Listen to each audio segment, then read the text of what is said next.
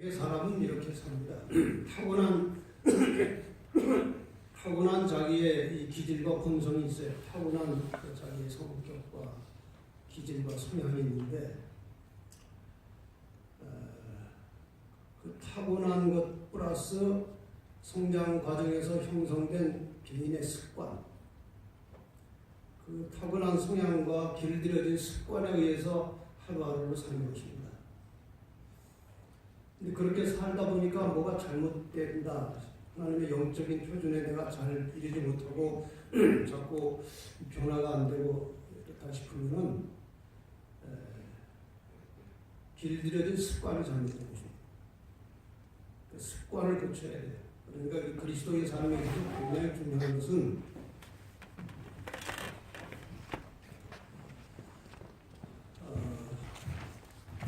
저게 뭔가 쓰러질 수가 없는 구조가 돼 있었어요.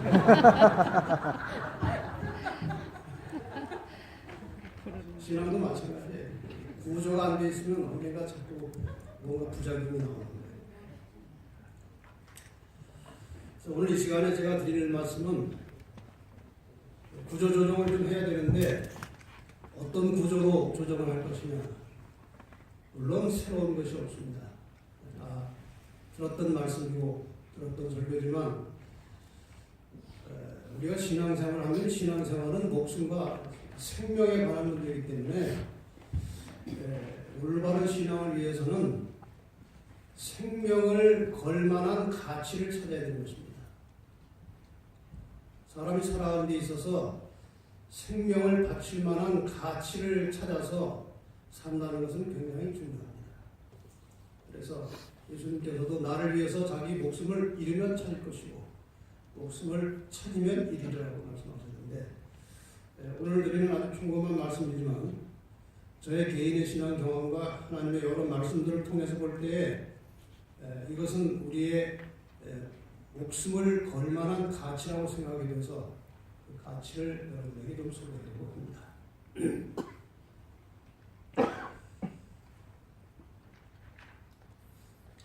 무엇을 위해 살 것이냐? 이 말은 다시 말해서 무엇을 위해서 목숨을 바칠 것이냐? 그런 말과 같겠죠. 무엇을 위해서 목숨을 바칠 수 있느냐? 히브리 11장 3절, 히브리 11장에는 우리 믿음의 선조들에 대한 이야기가 여러 사람의 비유를 합니다. 모세도 나오고 아브라함도 나오고 여러 믿음의 선조들의 이야기가 나오고 그 믿음의 선조들에 대해서 표현하기를 레위인과 나그네로라 그렇게 표현을 한 것입니다. 그 사람들이 이 세상을 살았지만 나그네처럼 살았다는 거예요. 여기서 영원히 살 사람이 아니고 나그네처럼 살았다는 것입니다. 이 나그네라고 하는 말과 비슷하면서도 조금 다른 의미가 떠돌입니다. 둘 다 순 우리말이죠. 한자가 섞이지 않은 나그네와 떠돌이가 있는데 이것을 한자가 섞인 말로 바꾸면 나그네는 여행자고 떠돌이는 방랑자입니다. 이 나그네와 여행자와 방랑자 차이가 무엇입니까? 여행자는 목적지가 있고 방랑자는 목적지가 없습니다. 우리 믿음의 선조들은 뚜렷한 목적을 향해서 가고 있는 나그네 혹은 여행자들이었습니다. 그 목적지는 히브리 11장 16절에 나오는 대로 더 나은 번영, 예수 그리스도의 재림으로 이루어질 하나님의 나라, 원래 우리의 고향, 그것이 그분들의 목적지였습니다. 그런 길을 가고 있는 우리 재림 성도들을 재림 나그네라 그렇게 우리가 볼 수 있겠죠. 재림 나그네의 목적지는 명확합니다. 더 나은 번영입니다. 더 나은 번영의 시작은 예수님의 재림으로 시작됩니다. 그러면은 더 나은 본향을 향해서 재림을 향해서 가고 있는 재림 나그네가 어디에 목숨을 걸고 살아야 할지는 명확하게 나오는 것입니다. 이 의식만 제대로 가지고 있다면 재림을 준비하는 것입니다. 그리고 그분께서 다시 오신다는 이 엄청난 소식을 다른 사람에게 전하는 것입니다. 또 다른 표현을 하자면 주님을 맞이하기 위해서 품성을 가꾸는 것이고 그 나라에서 하나님과 함께 살 수 있도록 품성을 가꾸는 거예요. 하나님께서 하고하거나 살 수 없습니다. 하나님의 법도에 저항하지 않고 그것이 거부감이 들지 않고 하나님의 법도에 아주 친근감을 가지고 즐거운 마음으로 하나님의 법도대로 살도록 길들여진 사람과 하나님이 같이 사시는 거예요. 그렇지 않은 사람은 하늘에 데려다 놔도 본인이 불편해서 못 삽니다. 그래서 우리가 이 땅에서 살면서 우리의 모든 것을 집중해서 연습해야 될 것은 하나님의 법을 사랑하고 하나님께서 주신 말씀을 즐거워하고 아주 기쁨으로 순종하는 훈련과 연습을 하고 거기에 길들여진 것입니다. 그리고 복음을 전하는 것입니다. 여기에 대해서 와이프인이 영문 시대에 기고한 글에 보면 우리는 그분께서 돌아오실 때 재림을 기다리고 있습니다. 그분께서 우리 손에 맡기시고 떠나신 일은 복음 전도입니다. 그것을 성실하게 행함으로 그분께 영광을 돌립시다. 깨어 기다림에 일하는 가운데 우리는 그분의 재림을 준비해야 합니다. 그 준비가 품성이에요. 두 가지가 함께 엮여져 있는 것입니다. 자, 그럼 변화는 어떻게 시작되느냐? 변화는 관심의 변화부터 시작됩니다. 관심이 바뀌어야 돼요. 내가 지금 어디에 관심을 두고 사느냐? 이것이 나의 생각을 만듭니다. 생각은 말을 만들어내고 말이 행동을 만듭니다. 그리고 행동이 반복되면 이것이 습관이 되는 것이고 습관이 반복되면 이것이 품성으로 자리를 잡는 것입니다. 그리고 이것이 우리의 영원한 운명을 결정하는 거예요. 그러니까 우리의 영원한 운명은 현재 내가 어디에 관심을 가지고 있느냐로 결정되는 것입니다. 어디에 관심을 가지고 사느냐. 그러니까 변화는 첫 출발이 관심의 변화입니다. 오늘 이 예배를 마치면서 관심이 완전히 철저하게 바뀌어졌다면 변화하셔야 되는 것입니다. 관심이 무엇이냐? 성경은 그리스도인의 관심에 대해서 이렇게 말씀을 주십니다. 우리의 돌아보는 것은 우리가 관심을 가지고 살아야 될 것은 보이는 것이 아니다. 보이지 않는 것이다. 이 보이는 사물은 잠깐 있다가 영원히 사라질 것이지만 보이지 않는 것은 다시 말해서 영적인 세계는 지금은 보이지 않지만 그게 나타나면 영원한 것이다. 그 가르침을 주는 것입니다. 쉽게 말하면 지금 현재는 괜찮아 보이지만 1년 후에 망할 회사에 투자할 것이냐? 지금은 회사가 좀 이렇게 해서 멋있어 보이지 않지만 계속해서 성장하고 발전해서 엄청난 부를 이룰 그런 회사에 투자할 것이냐? 그겁니다. 보이는 것, 보이지 않는 것. 그리스도인의 관심은 보이는 것이 아니고 보이지 않는 것이라고 말씀하십니다. 여기에 신앙과 비신앙인의 차이가 있습니다. 보이는 것에 관심을 갖느냐, 보이지 않는 것에 관심을 갖느냐에 따라서 내가 신앙인이냐, 신앙인이 아니냐가 결정되는 것입니다. 비신앙인은 관심이 눈에 당장 보이는 것들입니다. 신앙인은 보이지 않는 것입니다. 보이지 않지만 믿음의 눈으로 보는 것입니다. 천국 보이지 않아요. 믿음으로 볼 수 있어요. 예수님 재림 보이지 않습니다. 믿음의 눈으로 재림을 볼 수 있는 것입니다. 보이지 않는 세계는 쉽게 말하면 영적인 세계와 속마음이에요. 지혜로운 사람은 보이는 데서 집착하지 않고 보이지 않는 영적인 사물, 영적인 세계, 그리고 보이지 않는 마음을 깨끗하게 관리하는 데 쓰는 것입니다. 우리가 참 다행한 것은 마음이 보이지 않는다는 거예요. 만약에 이 마음이 여기 스크린 달려가지고 다 기록을 앞에 나오면 그것 들고 돌아다닐 수 있는 사람은 아무도 없어요. 인간의 마음은 심히 부패한 겁니다. 이기적이고 죄된 것들 뿐이에요. 영적인 사물에 보이지 않는 것에 관심을 가진 사람들은 마음에 속마음과 양심을 닦으면서 정결하게 하면서 여기에 관심을 가지고 사는 사람들. 겉으로 보여지는 치장, 다른 사람이 나를 어떻게 볼 것인가 보다 중심을 보시는 하나님이 내 속을 어떻게 보실 것인가, 거기에 관심을 갖는 것이 믿음이고 지혜입니다. 그것이 보이지 않는 사물에 관심을 가지고 살아가는 증거입니다. 성경절 한 절 보면 이런 것입니다. 비신앙인은 베드로전서 3장 3절의 기록에 의하면 너희의 단장은 머리를 꾸미고 금을 차고 아름다운 옷을 입는 외모로 하지 말고,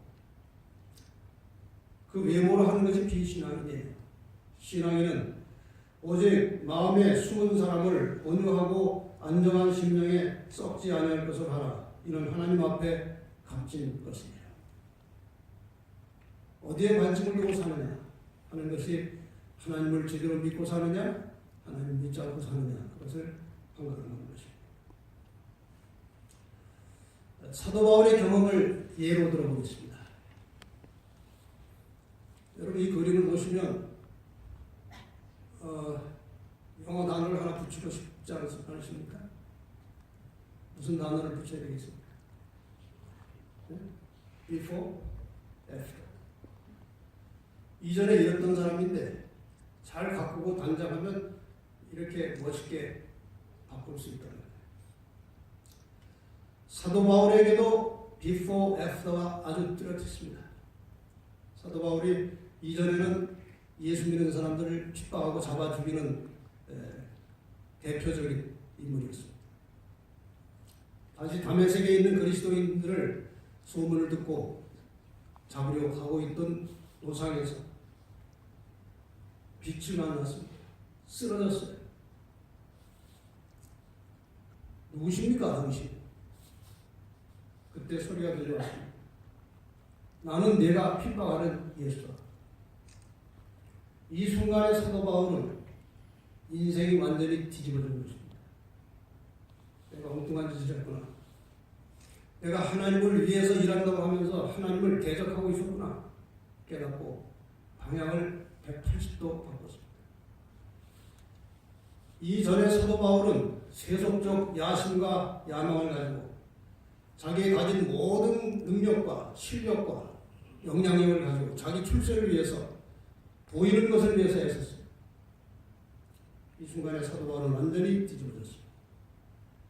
성경절에 보면은 before에 관한 성경절과 after에 관한 성경절이 나와요. 이전에는 자랑할 것뿐이 없어요. 내가 아주 정통 유대인이다, 할례받았다, 베냐민 지파다, 히브리인 중에 히브리다, 바리새인이다, 내 열심을 따라올 자가 없다, 율법의 의로는 내가 흠이 없다고 했어요. 자신만만한 사람이에요. 내가 유명한 다소시에서 태어나서 날 때부터 나는 로마 시민이에요. 그 당시 가장 유명한 석학 가말리엘에서 공부를 배웠다. 하나님에 대해서 내가 얼마나 열심히 했던 사람이냐. 이게 비포예요. 예수를 만났습니다. 애프터. 이전에 내가 유익하던 것을 다 해로 여기게 되었다. 내 주 그리스도 예수를 아는 지식이 가장 고상하다는 사실을 깨닫게 되었다. 내가 이전에 자랑 삼던 것 전부 다 배설물로 생각되더라. 별거 아니더라. 그 모든 것이 쓰레기 같은 것이더라. 그리고 오직 한 일을 위해서 인생을 살았습니다. 이후에 사도 바울의 삶은 아주 단순합니다. 사도 바울이 자기의 인생에 대해서 고린도전서 9장 26절 27절에 이렇게 기록합니다. 내가 다름질하기를 향방 없는 것 같이 아니하. 말이 좀 복잡해요. 방향이 있었다 그러면 되는데 향방 없는 것 같이 아니하고. 왜 그랬을까요? 제 해석으로는 이전에 향방 없었다 이거예요. 지금은 그렇지 않다는 것을 강조하는 것입니다. 싸우기를 허공을 치는 것 같지 아니하고. 이것도 말이 복잡하죠. 옛날에는 허공을 쳤다는 거예요. 지금은 그렇지 않다는 것입니다. 어떻게 살길래 방향이 있고 허공을 치지 않고 정확하게 인생을 사는가? 방법은 단순합니다. 내가 내 몸을 쳐서 복종하게 하면 내가 남에게 전파한 후에 자기가 도리어 버림이 될까 두려워합니다. 사도 바울의 편지서를 보면 평생 동안 자기하고 싸우는 자리들이 나옵니다. 내가 참 공고한 사람이다. 내가 속으로는 선을 하고 싶은데 이게 잘 안 될까? 참 왜 이럴까 내가? 하나님의 뜻은 이것인데 왜 그 뜻대로 못 살고 자꾸 내 욕심대로 살게 될까? 나중에 성령의 역사를 통해서 하나님 뜻에 맞춰 살 수 있다는 사실을 발견했습니다. 그리고 살면서도 나는 날마다 죽는다고 또 고백했습니다. 이 말씀에 의하면 사도 바울의 인생은 두 가지 골이 있었어요. 목표가 있었어요. 몸을 쳐서 복종케 하는 것이고 남에게 복음을 전하는 것입니다. 다시 말하면 우리 믿음의 선조들이 추구해왔던 품성의 변화와 복음 전도에 인생을 걸고 살았던 것입니다. 그런데 이 사도 바울만 그런 것이 아니고 그 당시 성령 충만한 시대에 살았던 모든 초대교회의 성도들의 관심이 사도 바울과 같은 것이었다는 사실을 우리는 문헌을 통해서 확인할 수 있습니다.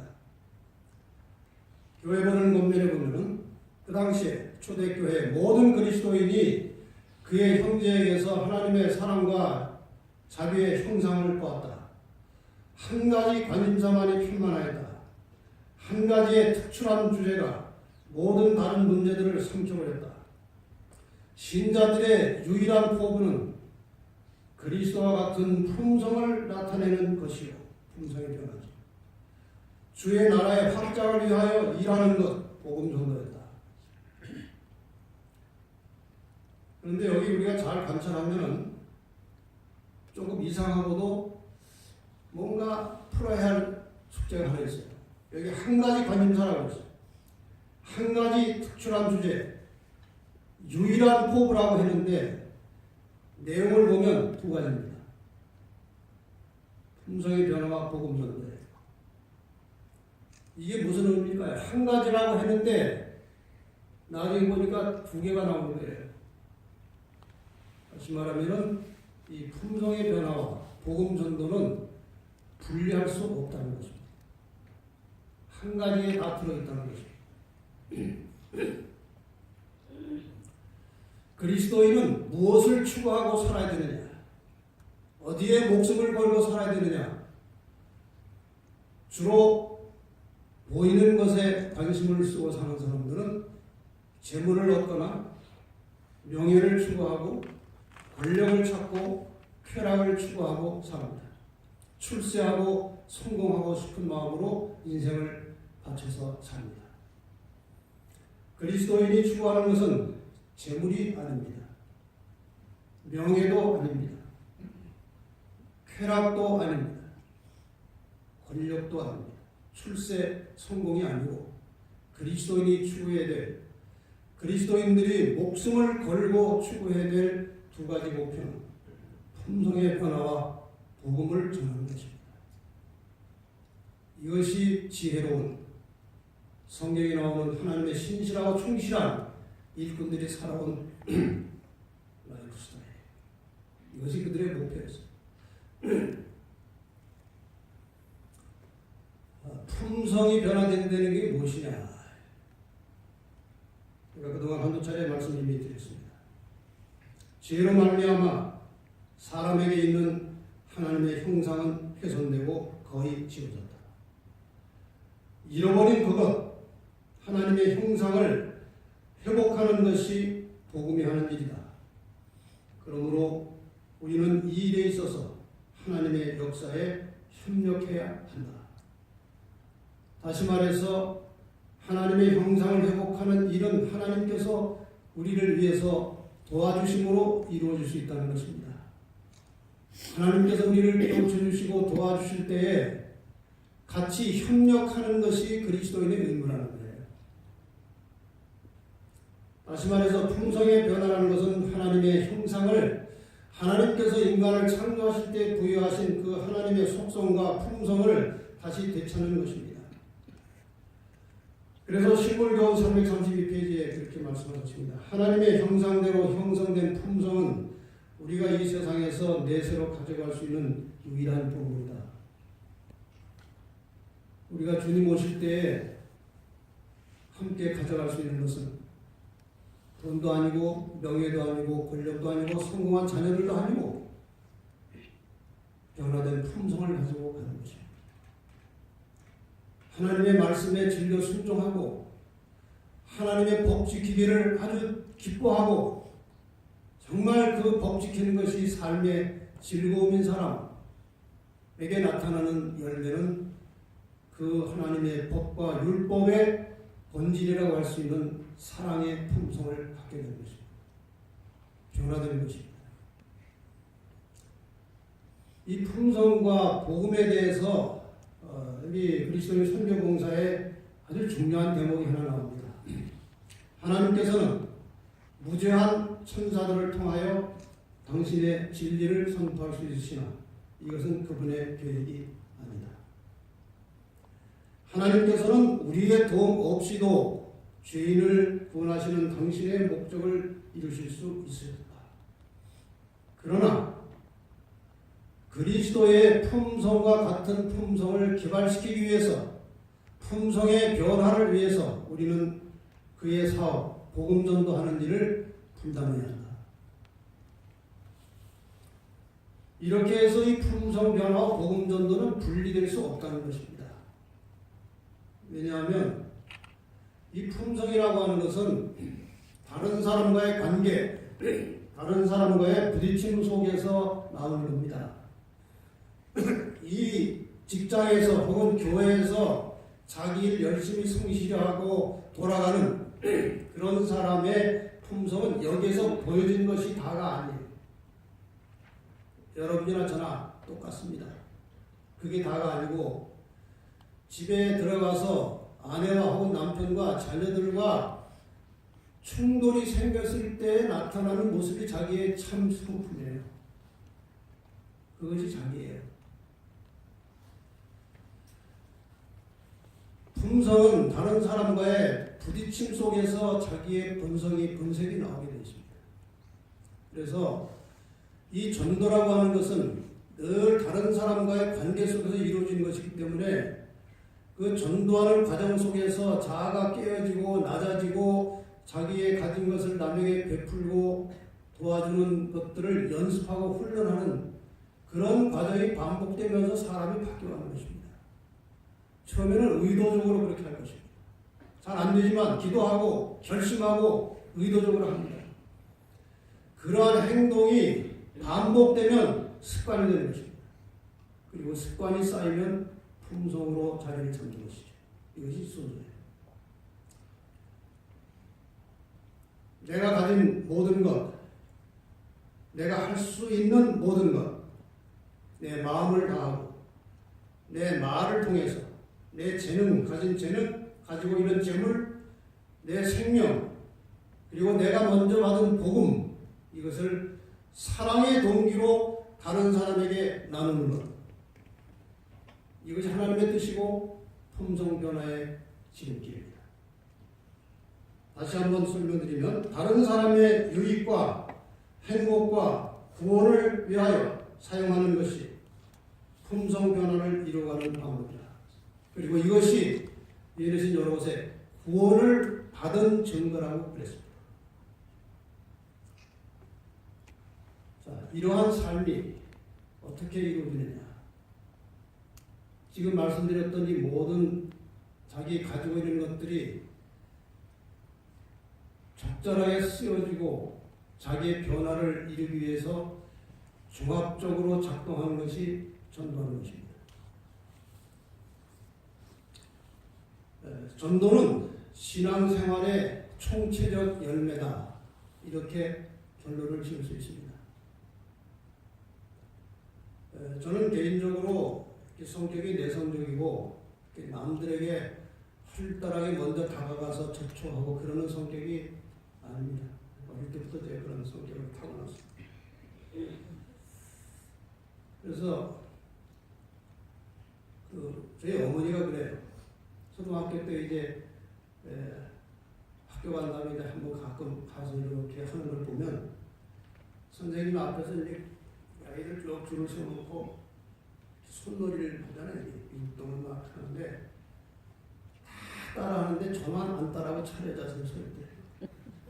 그런 게 가장 귀찮은 거예요. 제가 신학과를 들어갈 때도 이 사람 앞에 서서 설교하는 거 이게 참 저는 어려운 것이라 그냥 하나님 일을 하긴 해야 되겠고 교육을 전공해서 그 당시에는 신학과 입학할 때 교육 전공과 목회 전공이 나눠져 있었어요. 교육 전공을 해가지고 교사 자격증도 따고 해서 선생을 하려고 했는데 제가 졸업할 때 학교에 선생 티오가 한 명도 없는 거예요. 그래서 불가피하게 할 수 없이 목사를 모자라니까 목회를 하는 것입니다. 다행한 것은 제가 목회를 나간 뒤로 지금 이 순간까지 목회를 한 것에 대해서 한 번도 후회한 적이 없어요. 그냥 하나님의 은혜로 가는 곳마다 열심히 하다 보면 또 열매가 있고 늘 보람이 있었어요. 하나님께서 저를 이 전도하기에 적합하지 않은 성격임에도 불구하고 이상하게 전도하는 쪽으로 저를 끌고 다니셨어요. 합회 선교부장, 연합회 선교부장, 지회 선교부장 계속 선교 쪽으로 제가 선교 목회 쪽으로 제가 일을 하면서 목회로 순간하면서 전도가 무엇인지를 깊이 깨닫게 되었습니다. 전도가 무엇인지 왜 하나님께서 우리에게 전도를 하도록 명하시는지를 깨닫게 되었어요. 그거는 다른 사람을 복음을 전해서 구원받는 것은 하나의 결과고 중요한 목적은 우리를 단련시키고 우리를 변화시키기 위해서 전도를 맡기셨다.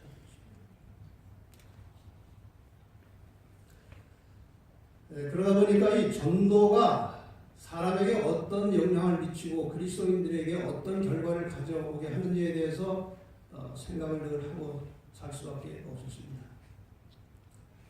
우선 전도를 하려면 믿음으로 얻은 자신의 구원에 대해서 확신이 있어야 돼요. 자기 믿음의 확신이 없이 남에게 구원받으라고 전도를 못합니다. 자기 확신이 있어야 돼요. 나는 구원받았다. 나는 하나님의 자녀다. 그리고 그것에 대해서 기쁨과 감사가 있어야 돼요. 야, 내가 구원받았다. 영원히 죽을 것인데 이렇게 영원히 살게 되었다. 이 기쁨과 감사가 있어야 돼요. 마음 중심에. 그 다음에 전도를 하려면요. 다른 사람 앞에서 자기가 죽어야 돼요. 교만한 사람은 절대로 전도 못합니다. 다른 사람 앞에서 내가 낮아지고 희생하여 늘 다른 사람을 위해서 자기의 모든 가진 것들을 양보하고 희생하고 손해보면서 다른 사람의 유익을 위해서 관심을 가지고 일해야만 전도가 가능한 거예요. 또 그렇게 사는 사람들에게 전도의 기회가 오는 것입니다.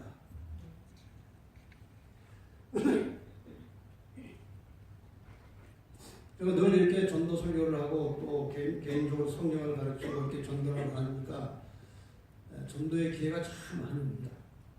지금도 저 연합회 하는 동안에도 제가 이 선교의 끈을 놓지 않으려고 시시로 고도자들 연락하고 만나고 제 사무실에 와서 소문을 하고 그랬어요. 이걸 놓치면은 신앙이 그냥 가라앉아요. 한번 제가 미국에서 전도를 하고 있는데 전화가 왔어요. 제가 보통 미국에서 이제 집회할 때 한국 전화를 잘 안 받아요. 전화요금이 많이 나오니까. 근데 이 전화를 이상하게 안 받으면 안 될 것 같은 생각이 들어서 받았어요. 한 여자분이 이제 진리바다라고 하는 이제 전도용 웹사이트가 있는데 거기 들어가서 이렇게 성경을 공부하고 설교를 듣다가 아주 신실한 장로교인인데 안식일을 깨달았어요. 자기 교회를 2번 안 간 것입니다. 도무지 일요일에 예배 드릴 수 없는 거예요. 제대로 알고 나니까 교회를 2번 안 갔어요. 난리가 났습니다. 그 교회에서 아주 신실하던 성도가 교회를 안 오니까요.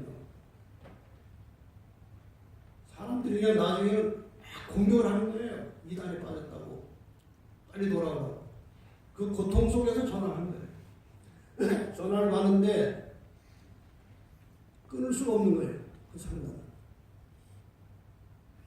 이상하게 길어지는 거예요. 그 이야기가 제가 답을 해주고 또 뭐 설명을 하고 하다 보니까 1시간 반인가. 그달에 전화요금 70만 원이고.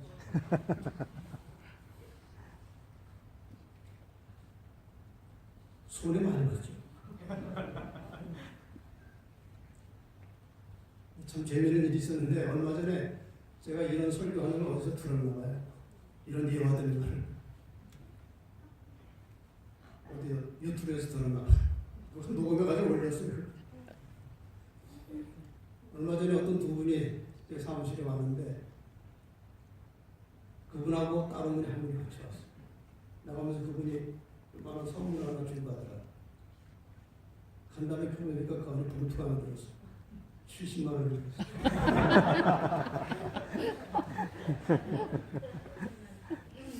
전도를 하려면요 손해볼 각오를 하고 해야 돼요. 자기 가진 것 털어낼 각오를 하고 해야 전도가 가능합니다. 그러니까 그게 습관이 되면은 남을 위해서 희생하고 손해보는 것이 자연스럽게 별로 부담이 없이 될 수 있도록 그렇게 바뀌어져 가는 것입니다. 여전히 인간은 이기적이지만 바뀌어가는 거예요. 예수를 증거하려면 말씀을 연구해야죠. 책을 봐야죠. 성령의 역사가 필요합니다. 아무리 잘 가르쳐도요. 할 말 없도록 모든 질문에 다 대답을 하고 할 말 없도록 가르쳐놔도 그리스도인이 안 되는 경우가 있고 단 몇 마디 말씀드리는데 회심하는 사람들이 있어요. 성령의 역사입니다. 기도가 필요한 거예요. 다시 말하면 전도를 하기 시작하면 삶의 중심이 자기가 아니고 다른 사람이에요. 이게 변화예요. 이게 주님이 원하시는 변화예요. 이기적인 교만한 자기 중심의 이 성향과 이 죄된 속성을 낮추고 손해보고 이타적으로 남에게 베푸는 이것이 품성의 변화. 그것이 하나님의 형상. 하나님 손에 많이 보셨습니다. 독생자 아들을 십자가에 못 박아 죽이셨어요. 온 우주에 혼란이 왔어요. 이 지구 때문에. 이 모든